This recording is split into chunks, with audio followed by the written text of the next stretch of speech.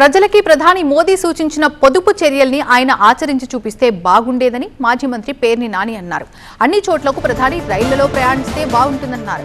ప్రధాని Modi AP CM, deputy సీఎంను కలిసేందుకు పక్క రాష్ట్రాల్లోని వారి ఇళ్లకు వెళ్లటం విచిత్రంగా ఉందన్నారు. నేనేదేంటంటే మోడీ గారు, ప్రధానమంత్రి గారు, మీరు ఈ రాష్ట్ర ప్రజల్ని మీ మంచి ఆలోచనల్ని లేకపోతే మీ సూక్తుల్ని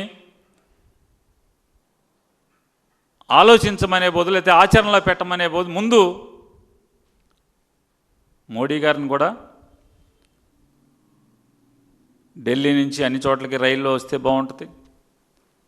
ఆయన కూడా కమర్షియల్ ఫ్లైట్లో వస్తే బాగుంటుంది. మోడీ గారు ఎవరైనా ఏ పాలకుడైనా గొప్పోడు ఎప్పుడవుతాడు? నీతులు చెప్పినప్పుడు ఆచరించాలి.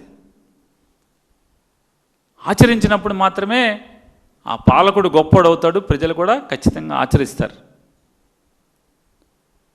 అలాగే ఆయన నిన్న పవన్ కళ్యాణ్ గారింటికి, డిప్యూటీ సీఎం గారింటికి, అట్లాగే de facto chief minister Nara Lokesh Naidu గారింటికి, chief minister Andhra Pradesh chief minister గారు చంద్రబాబు నాయుడు గారింటికి. ఇక్కడికి విచిత్రం ఏంటంటే రాష్ట్ర ప్రజలకి ప్రపంచంలో ఎక్కడా ఉండదు. ఒక రాష్ట్రానికి ముఖ్యమంత్రి, ఒక రాష్ట్రానికి ఉప ముఖ్యమంత్రి, వాళ్ళ ఇంటికి ప్రధానమంత్రి గారు ఎక్కడ వెళ్తా అంటే పక్క రాష్ట్రంలో వెళ్తాడు. మా కర్మ కాకపోతే ఏం చెప్తాం?